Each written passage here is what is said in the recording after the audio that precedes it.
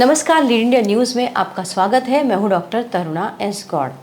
पत्नी अगर कमाती भी है तब भी उसको गुजारा भत्ता देना होगा तलाक की स्थिति में। पत्नी परजीवी नहीं है, ये कहना है दिल्ली हाई कोर्ट का।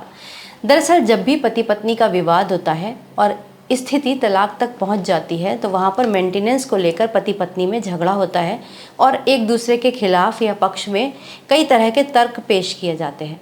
इस केस में भी ऐसा ही हुआ।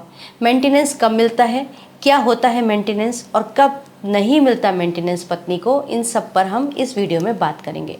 दरअसल बीएनएसएस की धारा 144 के तहत अगर पति पत्नी में विवाह विच्छेद हो जाए, तलाक हो जाए, तो पत्नी को जीवन यापन करने और अपने बच्चों की देखभाल करने के लिए पति को एक मासिक राशि देनी पड़ती है।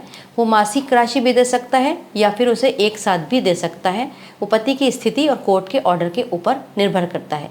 तो मेंटेनेंस वो हुआ जो तलाक के बाद पत्नी को जीवन यापन करने के लिए मिलता है और परिवार पालन पोषण के लिए मिलता है।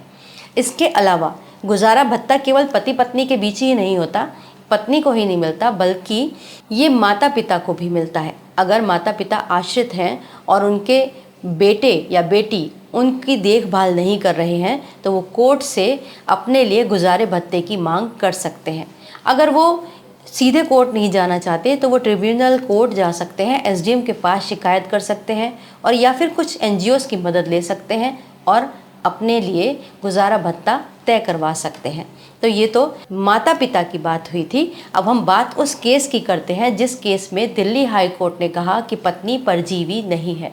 दरअसल हुआ ये था कि ये मामला ट्रायल कोर्ट में चल रहा था। एक पति और पत्नी के बीच का विवाद था, उनका तलाक हो गया। उसके बाद कोर्ट ने भली भांति जांच परख कर कि पत्नी को इस केस में मेंटेनेंस मिलना ही चाहिए, उन्होंने एक गुजारा भत्ता तय कर दिया।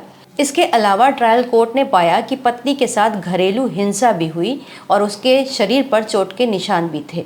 और इसी बात को ध्यान में रखते हुए ट्रायल कोर्ट ने कहा कि पत्नी को मानसिक शारीरिक प्रताड़ना भी हुई और वो अवसाद की स्थिति में भी गई। तो ऐसे में उसको इस सब भरपाई के लिए 5 लाख के लिए अलग से मुआवजा और जो मुकदमेबाजी हुई उसके लिए 3 लाख का मुआवजा भी तय किया गया। और इसके अलावा कोर्ट ने यानी लोअर कोर्ट ने पत्नी के लिए 30,000 रुपये मासिक भत्ता भी तय किया। अब पति इस सब के खिलाफ दिल्ली हाई कोर्ट पहुंच गया। दिल्ली हाई कोर्ट में उसने अपने पक्ष में तर्क दिया कि उसकी पत्नी सक्षम है और वो बुटीक चलाती है, तो ऐसे में जो कानून है और नियम कायदे हैं उसका फ़ायदा उठाते हुए उसे परजीवी बनने नहीं दिया जाना चाहिए। परजीवी यानी कि पैरासाइट वो होते हैं जो दूसरों के ऊपर पलते हैं, अपनी खुद की मेहनत नहीं करते। ऐसे में दिल्ली हाई कोर्ट ने कहा कि पत्नी पैरासाइट या परजीवी नहीं है, क्योंकि एक पत्नी अपने परिवार को पालने के लिए, अपने पति के परिवार और बच्चों की देखभाल के लिए अपनी नौकरी और करियर छोड़ देती है। तो ऐसे में पत्नी परजीवी नहीं है। यहाँ पर दिल्ली हाई कोर्ट ने भी लोअर कोर्ट के फैसले को अपलिफ्ट रखा, यानी कि कायम रखा। उन्होंने इस फैसले को रद्द नहीं किया बल्कि पति की याचिका को रद्द कर दिया।